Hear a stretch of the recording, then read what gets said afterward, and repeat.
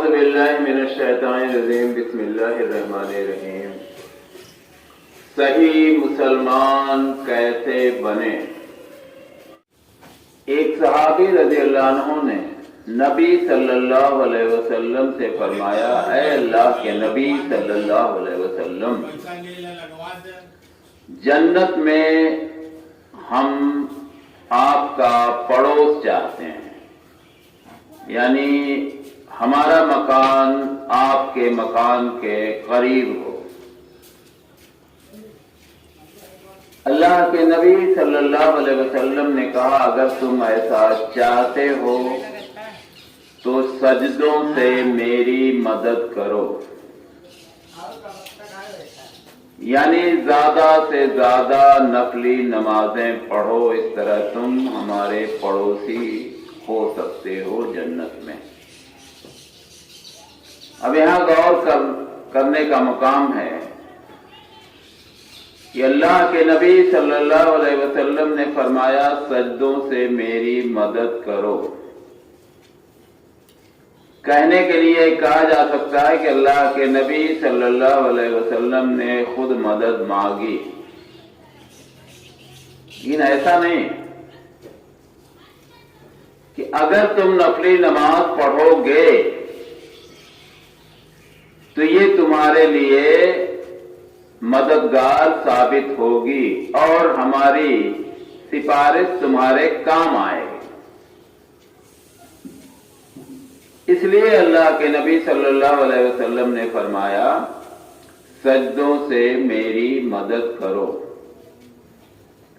اور اللہ کے نبی صلی اللہ علیہ وسلم کے وقت میں جب آپ دنیا میں موجود تھے، صحابہ کرام کے پاس جو بھی مسائل آتے تھے، پیدا ہوتے تھے، اٹھتے تھے سوالات، اللہ کے نبی صلی اللہ علیہ وسلم کے پاس لوگ تشریف لے جاتے اور اپنی پریشانیاں، اپنی مصیبتیں بیان کرتے،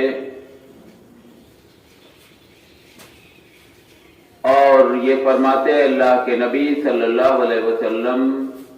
اللہ تبارک تعالیٰ سے آپ ہمارے لیے دعا فرما دیجیے۔ اور نبی صلی اللہ علیہ وسلم آپ سبھی لوگوں کے لیے دعا فرماتے، اور یقیناً وہ دعائیں قبول ہو جاتی تھیں اور لوگوں کی پریشانیاں، لوگوں کی ضرورتیں پوری ہو جایا کرتی تھیں۔ مدد کے معاملے میں آپ نے تقریروں میں سنا ہوگا، خضر علیہ السلام کا واقعہ پیش کیا جاتا، لیکن بھولے بھالے مسلمانوں کو کس طرح سے ورگلایا جاتا ہے، کس طرح سے قرآن و سنت کی خلاف ورزی کی جاتی ہے برجستہ، اس کی ایک چھوٹی سی مثال آپ سنیں۔ یا خضر علیہ السلام کا واقعہ یا نبی صلی اللہ علیہ وسلم کا واقعہ جو ہم نے سنایا کہ خضر علیہ السلام ایک دوسرے کی مدد کرتے تھے، یہ سارے واقعات زندگی کے ہیں، نہ کہ موت کے بعد۔ اور زندگی میں اللہ تبارک تعالیٰ کا فرمان ہے کہ ہر انسان ایک دوسرے کے کام آئے، انسان ایک دوسرے کے لیے اسباب بن سکتا ہے۔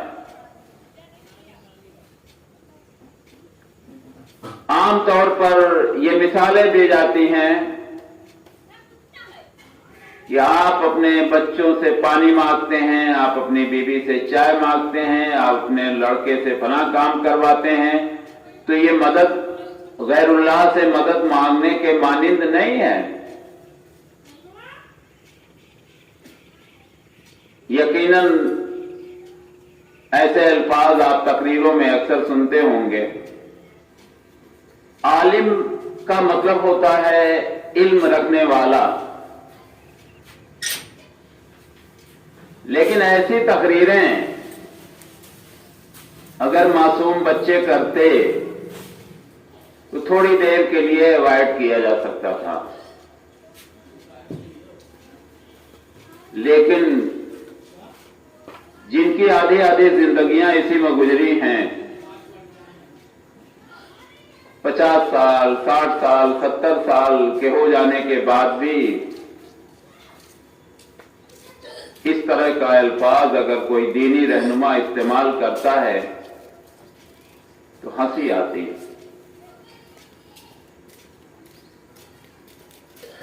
آپ سورہ فاتحہ پڑھتے ہیں، بسم اللہ الرحمن الرحیم، اس کی ایک آیت ہے ایاک نعبد و ایاک نستعین، اے اللہ ہم صرف تیری ہی عبادت کرتے ہیں اور صرف تجھی سے مدد چاہتے ہیں، جس کے جواب میں یہ بارہا فرمایا جاتا ہے کہ آپ بیوی سے چائے مانگتے ہیں، لڑکے سے پانی مانگتے ہیں، بیٹے سے اور کوئی چیز مانگتے ہیں، بہن سے اور کوئی چیز، مطلب تمام قسم کی مدد ایک انسان ایک دوسرے انسان سے مانگتا، جبکہ اس آیت کا مقصد یہ ہے کہ وہ لوگوں کے بارے میں کہی گئی ہے جو دنیا سے رخصت ہو چکے ہیں، جو دنیا سے جا چکے ہیں، جو دنیا سے، اگر میرا بیٹا فوت ہو چکا ہے، میری بیوی فوت ہو چکی ہے، جا چکی ہے، ہم اس سے نہ چائے مانگ سکتے ہیں نہ پانی مانگ سکتے ہیں، اور مانگیں گے بھی تو وہ دینے سے قاصر ہے، وہ نہیں دے سکتی۔